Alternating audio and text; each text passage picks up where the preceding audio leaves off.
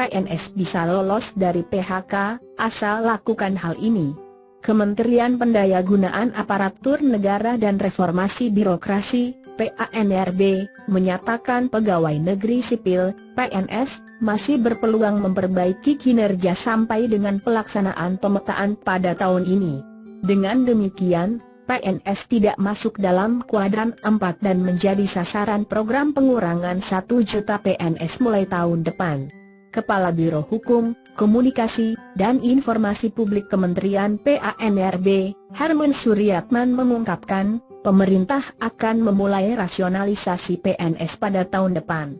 Sementara di tahun ini, fokus pemerintah melakukan pemetaan PNS sehingga mendapatkan hasil akhir PNS yang layak kena pemutusan hubungan kerja, PHK.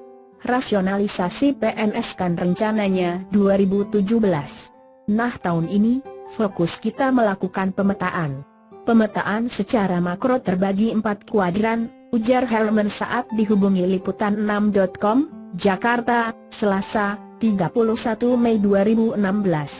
Herman menambahkan, PNS dengan kualifikasi dan kompetensi rendah, serta berkinerja buruk masuk dalam kuadran 4. PNS yang masuk kuadran 4 inilah yang akan kita dorong untuk dirasionalisasi, yakni PNS yang mempunyai kualifikasi dan kompetensi rendah dan parahnya lagi kinerjanya buruk, tegasnya.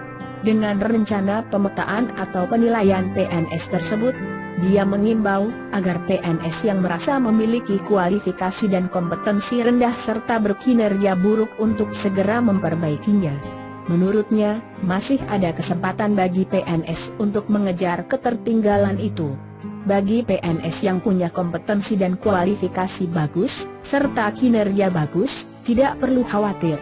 Tapi buat PNS yang merasa kurang di kriteria itu, secepatnya diperbaiki, sehingga pada saat pemetaan nanti, tidak masuk kuadran 4 yang bakal kena rasionalisasi, jelas Herman.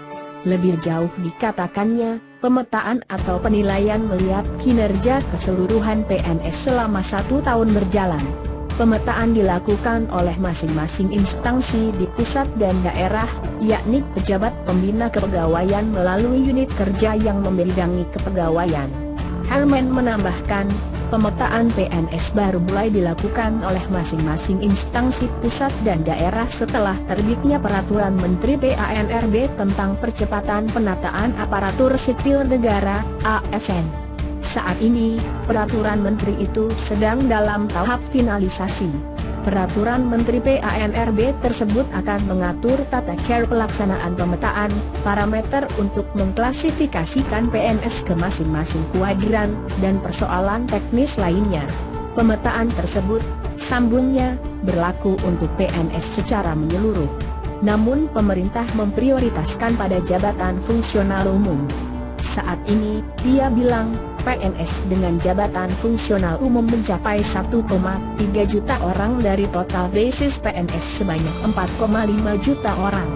Prioritas utama pemetaan PNS untuk jabatan fungsional umum karena jumlahnya cukup besar 1,3 juta PNS sekarang ini, Herman menerangkan.